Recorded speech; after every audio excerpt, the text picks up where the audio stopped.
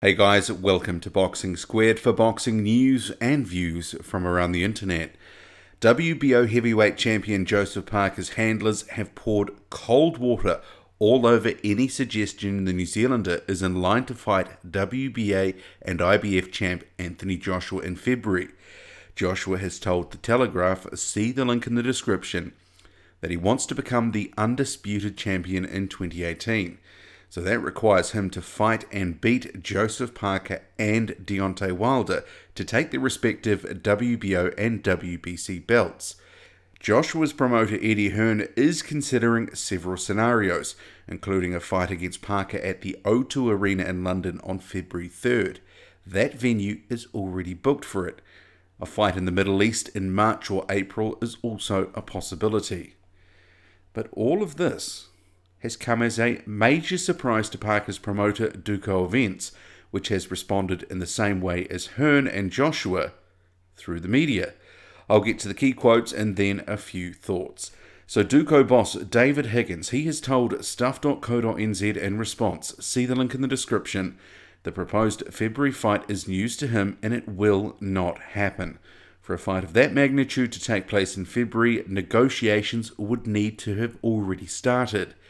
Higgins says they had not received any offer from Joshua's promoter Eddie Hearn and they would not agree to the 80-20% purse split in favour of Joshua, which Hearn has suggested in the media. The website notes even at a 20% purse share, a fight against Joshua would be the biggest payday of Parker's career, but it remains well short of what Team Parker is after.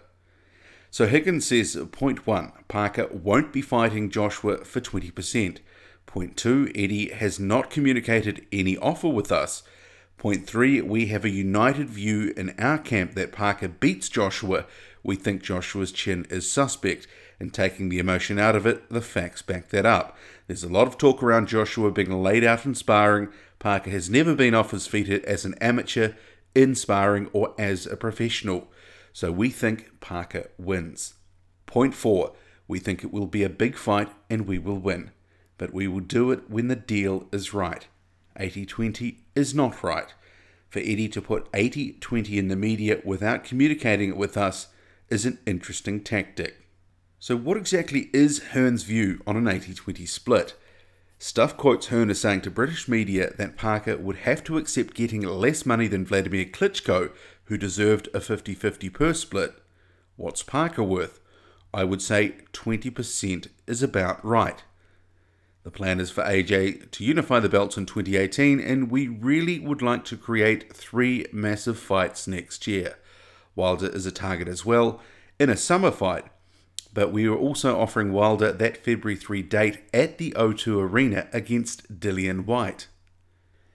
I did have to laugh at some of this. Hearn has made it very clear in the past week or 10 days or so, Parker and Deontay Wilder will not be getting a 50-50 purse split. He's even compared Wilder's commercial value next to Joshua's, saying it was the size of a peanut. So if Wilder is packing a peanut, then Parker's commercial value, and let's be realistic about that, is probably at about the same level. His profile is not huge. He wouldn't be bringing huge amounts of money to the fight. That's where Anthony Joshua is in his element. He is the rain man, the money man, the guy who's bringing the Benjamins to the fight through sponsorships, pay-per-view, everything. He is the person in the division that is making the money. So if you actually break down the numbers, and I know 20%, it might sound insulting on the surface, it's still a massively lucrative payday for Parker and his team.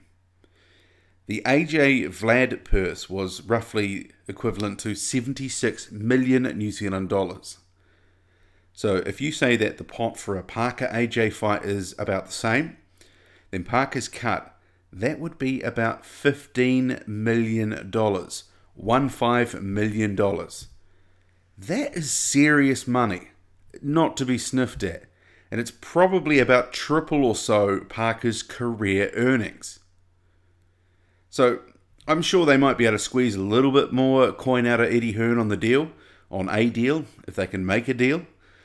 But let's be real, if he's starting at 20% through the media, going public with that sort of figure, I can't see him coming much higher behind closed doors when negotiation really starts.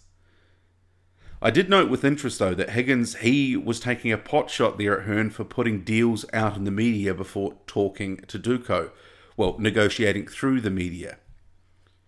There is an irony about that, because Higgins recently was seemingly playing off potential suitors through the media in a bid to finalise an upcoming voluntary defence.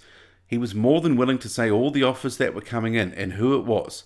So we knew who it was. I mean, often that doesn't actually happen. I mean, we were hearing all sorts of names there. But I guess Hearn, he does have to be a little bit careful, though, because if Joshua has this timeline in his mind, so basically the next year he's going to have 3 massive fights. He's looking to unify with Wilder and Parker in whatever order to become undisputed. So Hearn, if he's not careful, he could end up scaring off Duco entirely. You know, they might just sort of get a little bit fed up with the sort of lowballing and go, well, we don't actually have to fight you.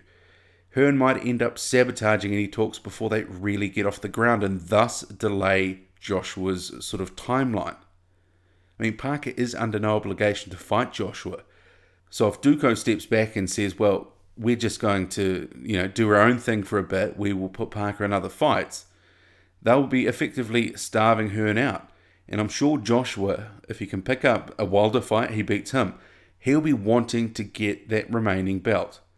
So I guess in terms of Duco, they might be thinking the longer we wait, we might be able to drive up the offer. Then again, that strategy doesn't seem like it's really worked in terms of the Dillian Whyte front, with Duco accusing Hearn of lowballing them for the Whyte fight. But if you look at it from their side, they would say, well, we don't need to take that fight right now. If the money's not right, we can fight other people. But in some ways, because Eddie Hearn is effectively the money man, he's the one brokering all these big fights at the moment. And that's what's attractive for Joseph Parker and Duco. The biggest fights in terms of financial gain can be made through Hearn. Well, potentially. We'll just have to see on that front, because they're clearly not going to make any fights where Parker is not going to make some serious money. And I think most Parker and Joshua fans would say, to Hearn and to Duco, just sort it out. Get them in the ring. Let's have this unification bout. And ASAP. I mean, I would have rather have seen it this year if possible. But money, as always, it seems to be the impediment, the stumbling block. We can't get these fights made in a timely fashion because of all this posturing. And generally it is because they can't agree on splits or on percentages through different revenue streams and whatever. And that is disappointing. But I hope that they do make the fight. But I also do hope that Duco don't sort of price Parker out of the market here. Because, say for example, 20%, may not be the best offer, but still somewhere around $15 to $20 million. I don't know if that's really that unreasonable. And that chance could come and go. What if Joshua is beaten? His commercial value will drop some. And if he starts taking a few losses, well, then the commercial value really falls through the floor. There is no big money fight there. I mean, that's worst case scenario. I mean, for the minute, Joshua is the top dog in the division, seemingly at least on the money front. So I would have thought, at least in the next year, Parker should be fighting him. February, that would be great. We'll see. What do you make of it all? Drop a comment, hit like, hit subscribe. Follow me on Twitter, boxing_squared. That's boxing_squared. I'm out.